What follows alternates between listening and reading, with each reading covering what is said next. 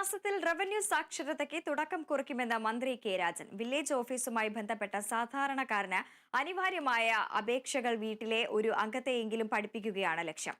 എല്ലാ വില്ലേജ് ഓഫീസുകളെയും സ്മാർട്ടാക്കി മാറ്റുമെന്നും മന്ത്രി മലപ്പുറത്ത് പറഞ്ഞു.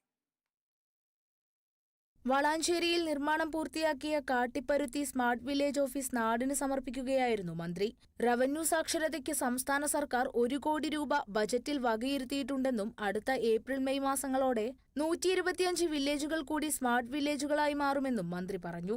വില്ലേജ് ഓഫീസിൽ നിന്ന് നിങ്ങൾക്ക് അനിവാര്യമായി നടത്തേണ്ട 8 അപേക്ഷകളെങ്കിലും വീട്ടിൽ നിന്ന് പുറത്തു പോകാതെ റേഞ്ചുള്ള നല്ല മൊബൈൽ വീട്ടിലുണ്ടെങ്കിൽ അതിനകത്തിരുന്ന് എങ്ങനെ അപേക്ഷ കൊടുക്കാമെന്നും അപേക്ഷ തിരിച്ചു പഠിപ്പിക്കാം എന്നും ഒരു വീട്ടിലെ ഒരാളെയെങ്കിലും പഠിപ്പിക്കുക എന്ന ലക്ഷ്യം വെച്ചുകൊണ്ടുള്ള റവന്യൂ സാക്ഷരതയ്ക്ക് മെയ് മാസത്തിൽ കേരളത്തിൽ തുടക്കം കുറിക്കാൻ പോവുകയാണ്. നഗരസഭ ടൗൺ ഹാളിൽ നടന്ന ഉദ്ഘാടന സമ്മേളനത്തിൽ പ്രൊഫസർ ആബിദ് ഹുസൈൻ തങ്ങൾ MLA അധ്യക്ഷത വഹിച്ചു. Doctor KT Jaleel MLA, Valanchery നഗരസഭാ ചെയർമാൻ അഷറഫ് അമ്പലത്തിങ്ങൽ എന്നിവർ സംസാരിച്ചു. ദേശീയപാതയോരത്ത് കോഴിക്കോട് റോഡിനോട് ചേർന്നാണ് പുതിയ സ്മാർട്ട് വില്ലേജ് ഓഫീസിന് കെട്ടിടം നിർമ്മിച്ചത്.